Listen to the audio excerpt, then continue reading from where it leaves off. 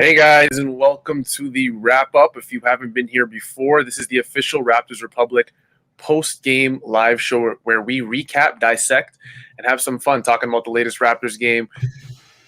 I'm your co host, Sahal Abdi, and tonight, as always, we have my co host here with me, Oren Weisfeld. Oren, we're coming off yet another loss, this time tonight to the Chicago Bulls 122. We lost? 13. 19 wins, Oren, 32 losses. That's your Toronto Raptors this season. Biggest thing that stuck out to me in this game, probably Chris Boucher, to be honest with you. I've gone to the point now, Oren, with the Raptors games where I have no expectations. I did tweet out that I was expecting the game to be competitive, and can you blame me? Like, Chicago Bulls, I believe, are a seed above us. I think we're the 11th seed, and Chicago Bulls are the 10th seed, if I'm not mistaken. But, they beat the living, dog shit out of us last time. So I wasn't really expecting much. Yes, we had, we were missing OG, Fred, and all those guys last time. This time around, we're missing Kyle and Fred. We have OG. Norm's been traded. Norm was there last time when we got beaten by 23. Chris Boucher had a massive game. Zach LaVine looked very, very good. I did not know he was that good of a playmaker. What stuck out for you for tonight's game? Yeah, I mean, the Raptors showed a lot of fight. Like you said, last time they got really walloped by this team, and this was at least a close game. And they weren't only missing Fred and Kyle, they were missing Bemry, they were missing Paul Watson, and on. Excuse me. Okay, wait. Almost sneezed, but I think I'm good. So they only had 8 players, and half of those players literally do not shoot threes. So it was always going to be a really tough task for the Raptors to kind of carry this bench to a win. And, they ended up falling short, but not that short. Like, if that Boucher 3 went in and then that Flynn layup went in, it could have been a really close game. But like you said, like Boucher and Siakam in particular did their best to carry the team, but at the end of the day, Malachi Flynn, OG Anunoby, and Gary Trent Jr., those were the guys that you at least expect to contribute on top of it, and they just did not shoot the ball well at all. OG had one of his worst games of the season, and that was really the story. I'm kind of surprised you say that Boucher stuck out to you, because for me, it was definitely Siakam that stuck out. Fair. I think Boucher did some empty stats, big calorie kind of guy. Not guy necessarily, but in this game, at this point, you'll take what you can get from him, because this was nice to see his 3-ball go in and rebounding better, but he still does make too many mistakes. Like, one thing that I hate when he'll go for a block way too late and then have no chance of rebounding the ball because he already went for the block. Like, that's one example, but overall, yeah, I'm not here to pick on Boucher. He had a good game, but the reason they were in it to me was Siakam had the best game of his season. Yeah, and you look at the box score and you would think, oh, that's a good game from Siakam. But if you're really watching the game from start to finish, he looked incredible on both ends of the court, locked in. Again, considering all circumstances, some of the Raptors' best players were gone tonight, and Pascal put the team on his back. And I feel like so did Chris Boucher as well. And you are right. I feel like a lot of it was empty stats, near the end of the game. But the effort from Chris Boucher was insane from a game where Toronto was down the vast majority of the game. I don't even know if Toronto got a lead in this game. They started with the lead, remember? First. Yeah. And that was it. And that was it. And Chicago just held the lead from that point forward. 2 guys were pluses in this game. Actually, 3. Malachi Flynn was a +6. Obviously, Chris Boucher had a +16, and then Siakam was at a +8. Chris Boucher with 38 points and 19 rebounds. He almost got a 40-20. Wow, I did not realize he had 38 points. He had 38 points and 19 rebounds. Very close to a 40-20. I'm being a hater. You're being a hater. Come on, Oren. You're being a hater. Come on. 14 for 24. You'll never see Chris Boucher shoot 24 shots again, ever. So, again, this is a game where no one's shot was going right except for those 2 guys. It was literally the Chris Boucher and Pascal Siakam show. versus the entire Chicago Bulls roster. Yeah. I think Chicago had 7 or 8 guys in double figures: Kobe White, Daniel Tice, Markkanen, Vucevic, Levine, Williams, and Thaddeus Young. So their scoring was spread out. Toronto's was not. 38, Chris Boucher, 27, Siakam, and the rest of the team. Let me count this up really quick. Let's go 27, 33, 39, 48 points. So 48 from all 6 of the other Raptors. And if my math serves me right, 65 points from Chris Boucher and Siakam. Nice, man. 48, 65. Yeah. And what stood out? 14. It wasn't great. It just wasn't great. It wasn't fun to watch. Yeah, what stood out watching the Bulls too was that they had 9 really good NBA players. Like that was the biggest difference to me was our bench was, really fringe guys who are trying to carve out a role for themselves in the league with Utah and Stanley Johnson, and then Aaron Baines, who obviously has been good in the league in the past, but is having the worst season we've ever seen in the entirety of ever. And they have 9 guys who are just really solid, veteran, good NBA players who make the right decisions and can score and can play defense. Like, I don't think the Bulls are they don't have a very high ceiling. They're not going far in the playoffs or anything, but their depth is really, really nice. And the Raptors have the opposite problem where, they'll have nights where OG or Pascal or Fred absolutely go off and you're very inspired by their top end talent. But this season, it's just been a curse of not having enough depth. And obviously we've talked about it ad nauseum, but like on the bright side, we are about to get Cam Birch. We're about to see Freddie Gillespie. Yes. I'm excited to see those guys in Raptors uniforms because it means less Aaron Baines. And it might also just mean Boucher playing a little bit more like at the 4 and having those guys defend 5s while he can kind of defend 4s. Less Stanley Johnson as well. That's literally the only reason I'm playing this clip. Depth has been an issue for Toronto all season long.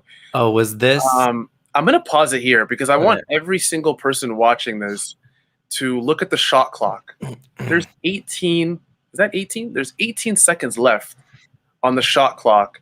Stanley Johnson, first of all, with all due respect, any sane NBA player is not jumping on a Stanley Johnson pump fake from the top of the key. He pump fakes, I think that's Kobe White, doesn't even budge. Gets him a little with the step back. I don't know if he meant to do that. I'm going to give him credit for that, benefit of the doubt, whatever. Gets him with that little step back. Honestly, just shoot it. You created the space at this point. Shoot the ball. Pump fakes. Kobe White does jump. And then, Lord have mercy. Like, Oren. This was, I don't know what his was. It's difficult. It's difficult to watch a team that, as much as I'm never going to block that. Kobe White was never blocking that ball. So just go up straight. And, like, if anything, he's going to foul you. Don't try to go around it. He's not blocking that. And I love, everyone knows, I love Yuta Watanabe. But, when you play a lineup that has this guy on the court, Stanley Johnson, Yuta, and Aaron Baines at the same time, it's just not going to be it's not going to be fun. You're not going to score much. I'm honestly shocked that the Raptors brought it down to 9 at the end of the game. I'm sure the Bulls at one point or another with a couple minutes left in the game just didn't really care as much. You kind of saw it in their lack of effort in the last couple minutes, but it really was Pascal Siakam and Chris Boucher versus the entire Chicago Bulls roster. I wanted to get into a couple Chris Boucher clips, if you don't mind, Oren. Okay, go ahead, and then I'll go on a Siakam rant. But let's do Boucher first. Okay, so Chris Boucher here. This is just a nice and one. Gets, I don't know what Kobe White's doing. Kobe White just looked frustrated the entire game. I feel like this has been a frustrating season for him. He hit some big threes, though. He did. Big threes. But he also did lose his starting job this year. The only reason I know that is because I follow a few Chicago Bulls writers on Twitter. Very inefficient season from what I was hearing from Kobe White. I don't know how he's been playing since. I know Satoransky did take his starting role. But again, he was expected to be that young point guard of the future for Chicago, and this was just a play you don't have to do that on Chris Boucher. When do you ever see Chris Boucher pull up from the mid-range? There's no reason for you to jump, get underneath him, or anything like that. So that was a nice little and one Yeah. from Chris Boucher there. We saw almost It's everything from Chris Boucher today. Yeah, it's something he's added to his game this year is when people run him off the line, he'll get into the mid-range and either pass it to a corner or pull up. So it's definitely a nice tool to have in his toolbox, though it's not too consistent. Yeah, it is nice. And this was just what we saw from Chris Boucher all game. He had 9 offensive rebounds in this game, or 9. Wow. 9 offensive rebounds, 10 defensive rebounds. And this is the type of stuff he was literally doing all game. Patrick Williams loses track of him, just allows him to run by, grab the offensive rebound, and Tice and Vucevic just aren't going to do much because Tice is stuck on the corner and Vucevic contested the first one. So that's honestly on Patrick Williams, at least from what I can see on this play. Just lets Boucher run past him, and Boucher capitalizes. Boucher, great game. Best game of his career, I think. 38, we can say that pretty confidently. 38 and 19 maybe. So I'm proud of him. You can go on your little Pascal Siakam rant, though, now. No, Boucher was good. I mean, he did bring great energy, and nine offensive rebounds, mostly for putbacks, is kind of what the Raptors have been lacking a lot this season, and something he can do. But yeah, I thought Pascal was really, really good, considering that he had no spacing. Like, they were asking him to play bench units with Utah and Stanley Johnson and Aaron Baines, him and Flynn. And it's like that's 2 shooters, so shooters, and 3 non-shooters. So every time he drove, the lane was clogged. Everyone was helping on him. The Bulls were just clogging up the lane, putting hands in there, trying to get steals and whatever. And he didn't turn the ball over this game. Let's see, he had 2 turnovers. Only 2, yeah. And he had 1 assist, but I'm going to play some clips. Like, he had, first of all, a lot of guys were just missing shots that he gave them point blank looks on. And obviously nothing can do about that. But he had a lot of like hockey assists. So the pass leading to the assist. And this play I really like. This is just a great pass. This is high level playmaking from Siakam. And we're getting more and more used to seeing it from him this season. But in the past, we just didn't. Because he just reads the help really well here. And there's Utah. He could have shot instead. He goes to OG for the corner 3. And obviously that's not an assist for Siakam, but you could basically say it is because everyone is converging on Siakam as he touches the paint here. We'll watch it again.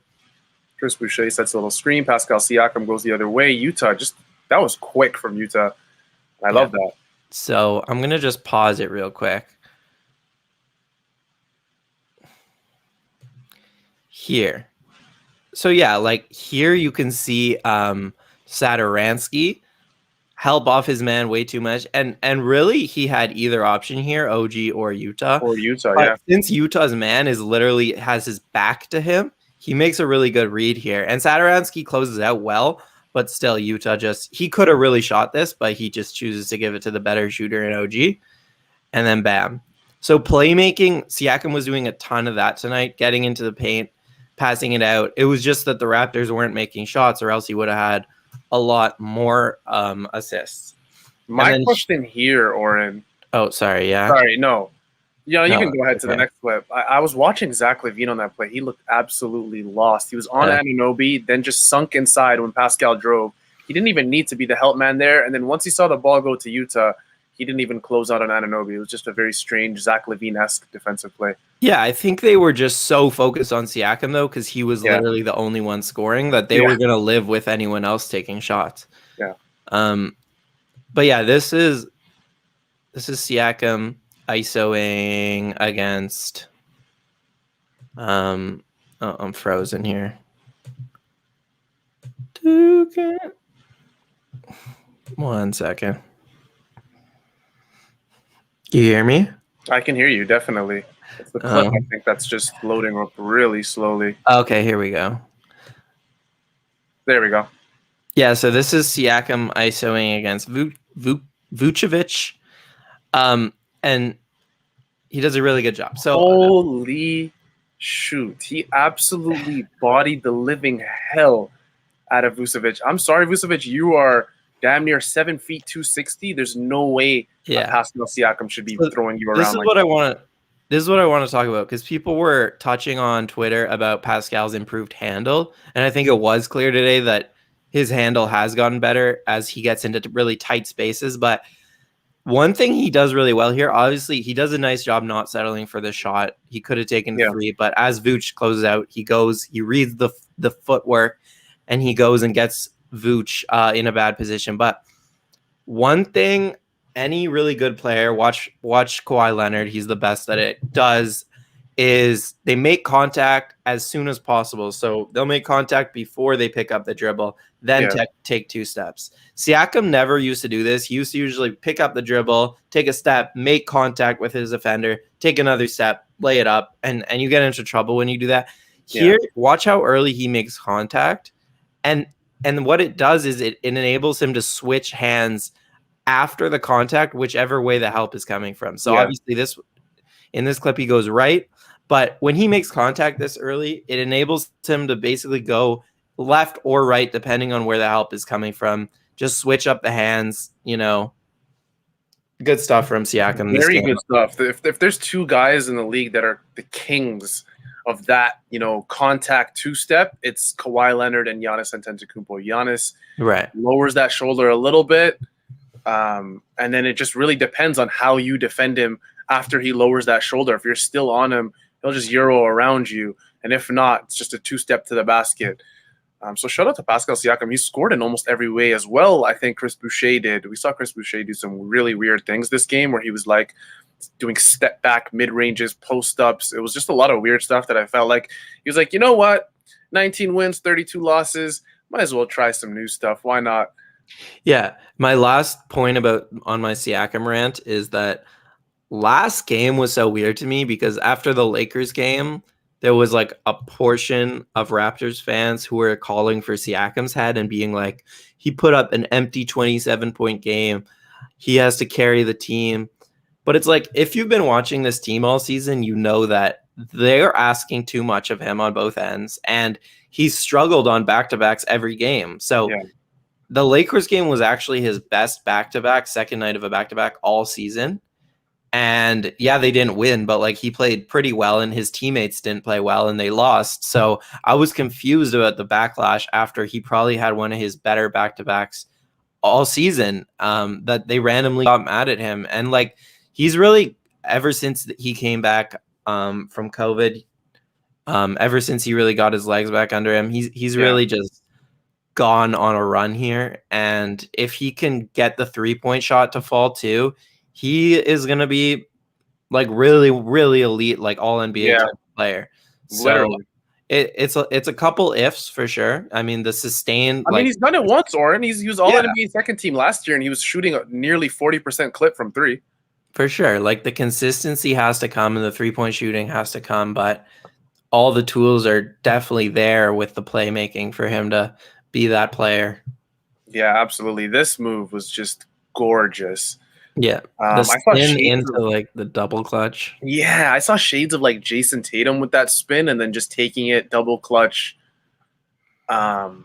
Just gorgeous. And Patrick Williams, by the way, very good, I guess, building block, you could say, for the Chicago Bulls. Also a very good on-ball defender. So for him, it's just not. And Pascal's beating up on 98 or 99% of the NBA who tries to defend him one-on-one. With very little help. And Toronto's faced Orlando before. And the reason I bring up Orlando is because Pascal Siakam knows that Nikola Vucevic is not that great of a help defender inside. Like, what is he doing there almost? Like, Siakam's been killing you the entire game. You have Malachi Flynn on the court who's done nothing. Chris Boucher, of course, he was doing well that game. But I'm sure Gary Trent Jr. was on the court on this play as well. And I understand it's tough for Vucevic to kind of rotate over to that side just because Pascal finished on his right. But Pascal knows, like, this is something that he did to Orlando nonstop when Vucevic was the down low help defender. Yeah, but it's also smart for him to go into Kobe White rather than Vooch, right? Yeah. Into the weaker, smaller defender. Absolutely. Yeah. You're not going to turn right into Nikola Vucevic. You're just not going to do that. Shout out Pascal. He did everything this game. You know, you come into a locker room after a loss like this, and there's no, like, you can't look at Pascal and you can't look at Chris Boucher. Everybody else deserves criticism. Gary Trent Jr., like we said, did not shoot well. Gary Trent Jr., we talked about last game. I said on nights when his shot is not falling, he has to find other ways to score. And today was the perfect example of like, this is where his development has to go, whether it's getting to the rim or getting foul free throws or making defensive plays. He has to do something. Yeah, it wasn't great. 2 for 14 from Gary Trent. And like we said, like you can expect these type of things from Gary Trent Jr. And for him, it's more or less become, can we see consistency for Toronto? And I know a lot of people after Gary Trent went on that little tear were talking about, are we going to be able to afford him? Is he going to be worth the 16 million, 17 million, whatever people think he's going to get paid that Toronto might have to shell out? He's 22 years old, guys. 22 years old. From what I've seen from Gary Trent Jr. at this point, defensively, how he fits into the offense, how great of a spot-up shooter he is, his evolving, driving game to the hoop. From what I've seen personally, I would love to have Gary Trent Jr. as part of this long-term core. It might be a little early to say that. Who knows? Some people agree with me. Some people might disagree with me. And it's obviously not easy to say this after a game that he went 2 for 14. But I mean, no. It is. That's what I'm sticking with. Me too. And they're going to sign him. Like, they're not going to let him walk after trading Norm for him. So I wouldn't worry too much about that. But the thing about Gary Trent is that he's not going to replace Norm's rim pressure. He's just not going to do that right away. So the Raptors have to find other people on the roster who can do that. And I think, like, the most obvious answer is OG Anunoby. And going back to Pascal, learning how to make contact earlier, that's something OG has to figure out because he's really struggling with his balance when he makes contact with guys on the drive. He struggles with his handle sometimes in tight spaces.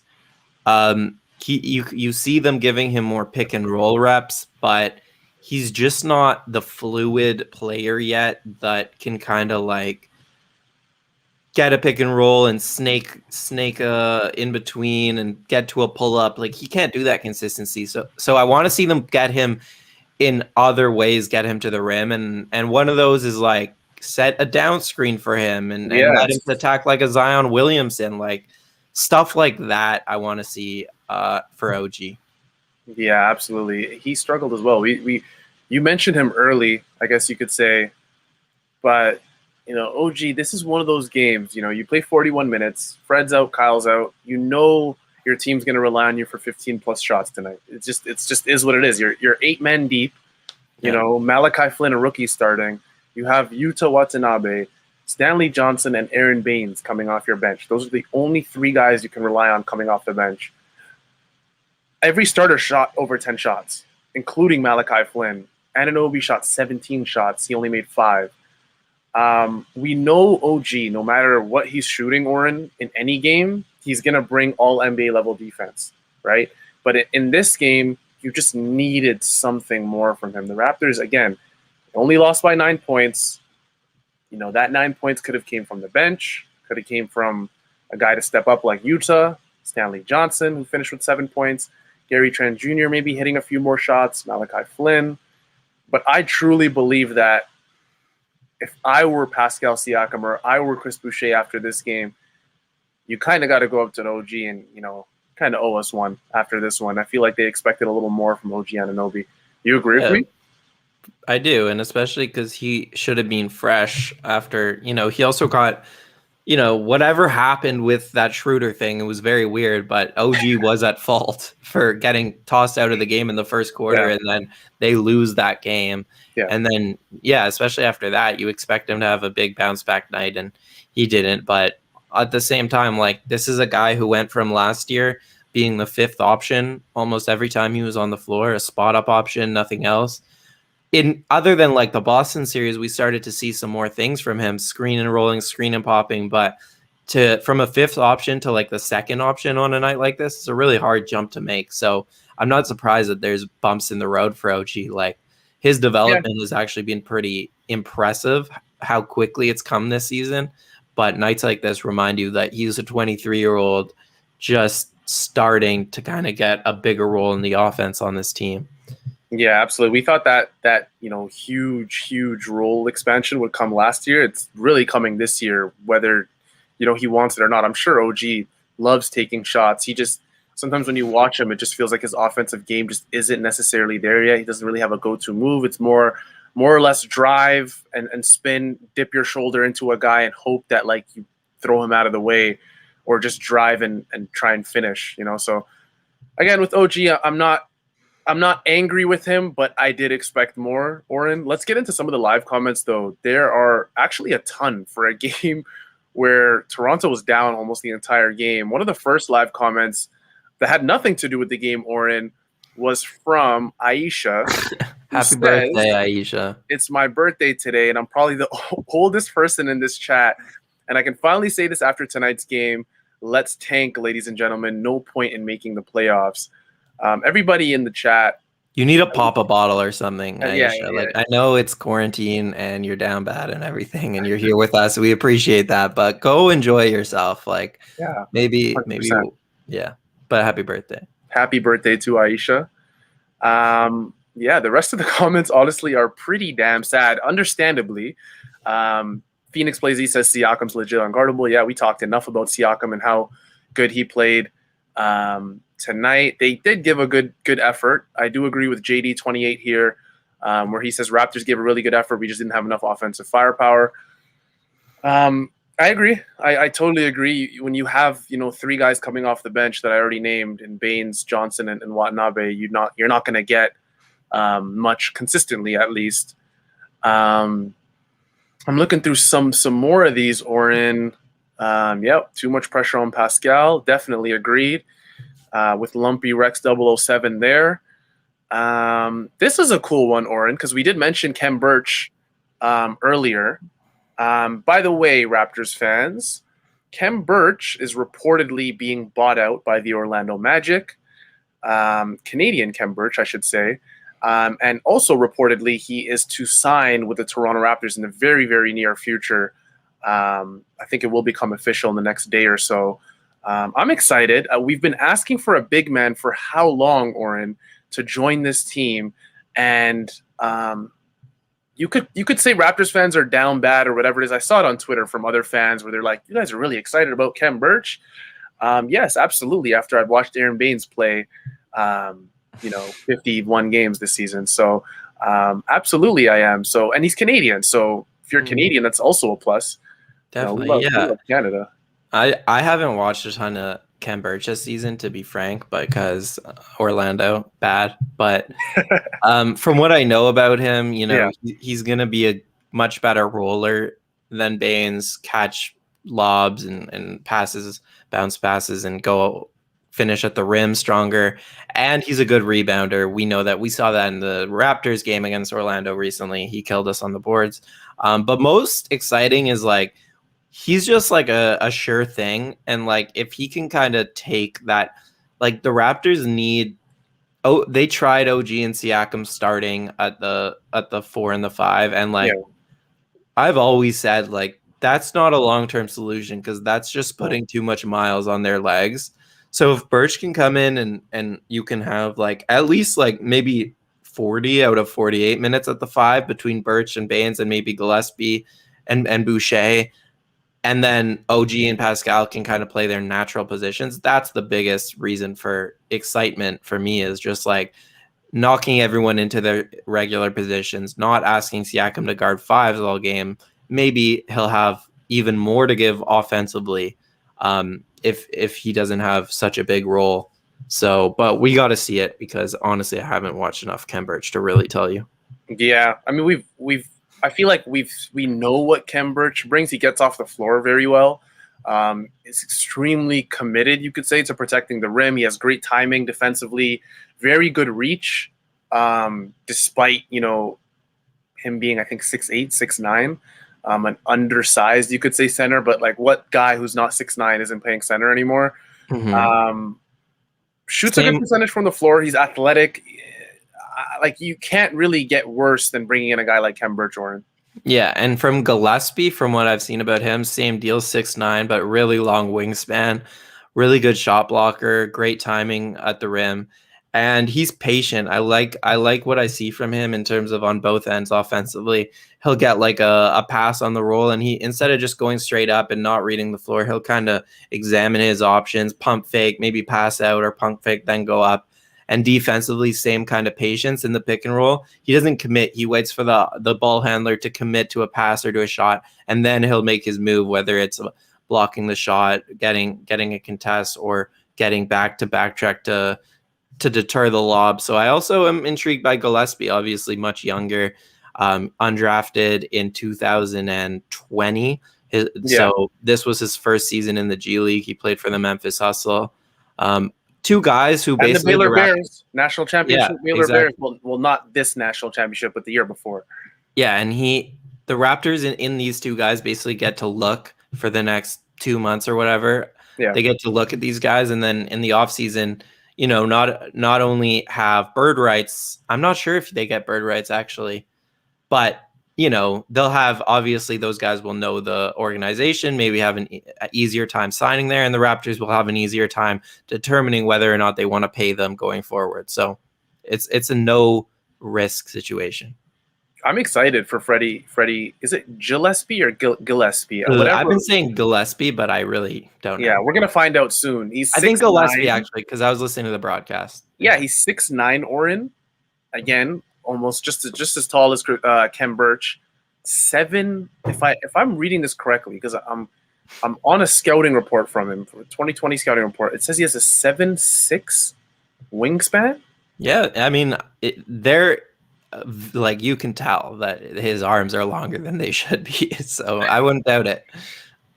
7'6". Yes, his wingspan is 7'6". So he's from the Baylor Bears. Not, I want to say, amazing around the rim, but a super, super, super high effort player. You could literally just YouTube his G League, how well he was doing with the Memphis Hustle in the G League. I believe he was averaging 10.5 points, 10.2 rebounds in just over 28 minutes of basketball. So for him, again, a high effort player, almost exactly what the Raptors need. Again, Oren, we rewind a bit. I would have liked to have Alize Johnson, but Alize Johnson has found a home on the Brooklyn Nets. Steve Nash has been talking him up recently, the head coach of the Brooklyn Nets. He's been talking up Alize Johnson. I would have loved him because he was showing out for the Raptors 905. Looked like almost exactly what they needed. A small ball 5 who just crashes the glass like an absolute animal. But I guess Gillespie's not necessarily a bad, option on a 10-day. He's definitely going to get, minutes to play. We'll see what he can do. I never really, Oren, was a fan of Henry Ellenson, us bringing him up for a bit. I didn't really understand it. I get it. He goes to the G League every year, and he absolutely dominates that level of play. But again, it feels like every time he comes back to the NBA, he just looks kind of lost in the shuffle. So I'm excited. I'm excited for Freddie Gillespie. I'm so close to saying Gillespie. Gillespie. I got to say that 20 times after this, broadcast ends. I'm excited. We got 2 bigs coming in, Oren. Finally, some front court help. We've got another comment here. This team is from Tonlo, I should say. This team is way too competitive to tank. With how easy the schedule is to end the season and the team getting its players back, they're probably going to rack up wins. That's actually what Oren said, if you guys remember correctly, like 5 or 6 games ago when he was mentioning the cake schedule that was coming out. And but this was the easy part of the schedule. and I here's what I was wrong. Like, their next few games are easy, but after this, they have a crazy stretch where it's like Clippers, Jazz, Nets. So the back end of their schedule is really tough, but they have a few games coming up that are very winnable, but they haven't been healthy. So it's really hard to blame them when they've been this. They had 8 guys today. Yeah. 8 players. 8. Yeah. It's normally when you have a full roster of players, you don't even go 8 deep in the regular season. 8 deep in the playoffs, sure. But they had 8 total players healthy for this game. I'm looking at some of the other comments. We're getting some highs. Harleen says, hi guys. Chris Willis says #no tank. So he's still part of that no tank team. I don't know where I am, Oren. I feel like I'm like on the fence of like tanking and not tanking, but I mean, at this point, I'd be foolish to say I wanted the Raptors to continuously win games because it feels like even if a miracle happens and we do get to the play-in, we're going to get absolutely thrashed. Like every game I've watched from the Raptors this season, whether they're fully healthy, semi-healthy, no 8 men healthy, they've been getting outplayed. So you think we get trashed in the play-in game? Oren, we're not all that good, man. Like No, like if we were fully healthy in the play-in game, I would think we would be pretty competitive. But once we got past it, we would have to play the Nets, and then we would get trashed. That's like fair. The play-in game. I wouldn't worry about like Chicago or Charlotte. Chicago fully healthy, we beat. And if you're a Chicago fan watching this, you're probably like laughing because Chicago has destroyed us the last 2 games. But again, we've had 2 of maybe like our 4 or 5 key guys healthy. And then again, we're deep today. Yeah, like they have 4 or like 5 with like Tice, Markkanen, Vucevic, Thad Young. Like they have tons of good front court players, but the Raptors front court players are so much, as we saw with Siakam today, so much more agile and quick than those type of players. Yeah. Like they literally played lineups with 3 big men today, and the Raptors weren't able to take advantage. But I think if the Raptors had like Lowry on the floor and Fred on the floor, they would have taken advantage of that much slow, non-perimeter defenders on the floor. But who knows? Whatever, Chicago, take your win. It was a big win because they won the season series. So if the 2 teams tie at the end of the season with record, Chicago will advance, and obviously it put them, I think, 2 or 2.5 games ahead of us for the 10th seed. So it would take a miracle. I'm just like, whatever happens, happen. I've stopped caring about wins or losses. Wins are obviously nice for certain reasons. Losses are nice for other reasons. So it is what it is. Play-in, Oren, Boston. I'm sorry, we're not beating Boston. The Knicks, sure, fully healthy. I think we beat the Knicks when we were fully healthy earlier in the year, if I'm not mistaken, very early in the year. The Pacers, that was the Alex Len game. Remember Alex Len hit 3 threes against the Knicks? Was that that was really early before we waived Alex Len? It was one of our 2 wins in the 2-8 stretch. Yeah, okay. To start the season. The Celtics were losing to the Knicks. That I think we can beat. The Celtics suck, man. I think we'd lose to them too, but honestly, like they're in a way worse position than us because they've had all these picks all these years from the Brooklyn trade. Didn't use them, didn't trade them, could have got Paul George, maybe Anthony Davis, definitely Kawhi Leonard. Didn't use them. And you know who they got? Their best player out of all of it is fucking Peyton Pritchard. So Celtics. Peyton Pritchard, by the way, noted Raptor. I don't know if I can call him a Raptor killer yet, but he was, yeah. He's done some things. I gotta toot my own horn. I put all my money, and by that I don't mean much money, on the Celtics to get the under this year because I looked at their roster and I said, okay, after Smart, at that time Kemba was hurt and he wasn't going to come back for months. Kemba's not the same. Yeah, and you can expect a player to come back from injury and not be the same. But after Smart, Tatum, and Brown, it's like this roster is gross. You look at it and you're literally like, oh, it's like the Raptors roster, like gross. So yeah, I didn't expect much. I'm looking at it past Kemba, Smart, Brown, Tatum. It's terrible. It's genuinely like embarrassing because the Raptors went all in for a championship. They have a reason to be this not deep. The Celtics have had all these picks all these years, could have traded up, could have traded for real players, and they just didn't, and they just missed on the draft, and now they're sitting where they are.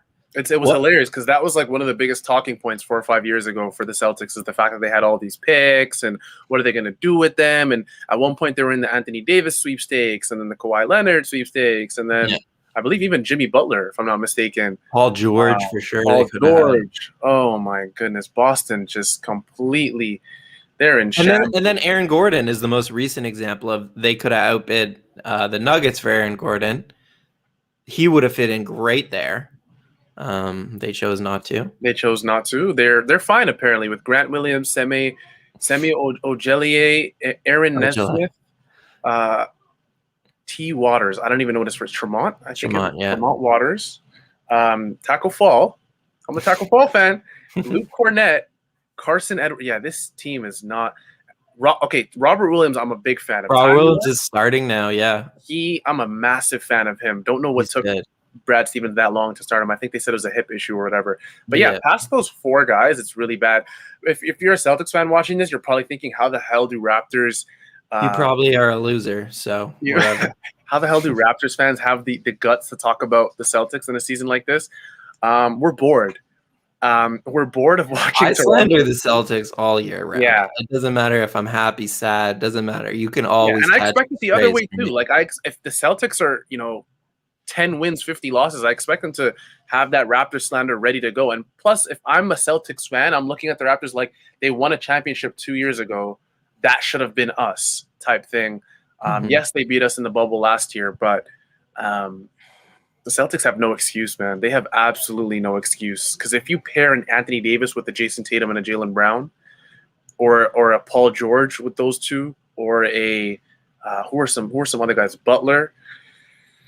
Goodness gracious, that team is crazy. But I mean, it is what it is. It really is what it is. It is. We lost to Cleveland this year. We've lost to some bad teams, Oren. We beat the Wizards on a buzzer beater.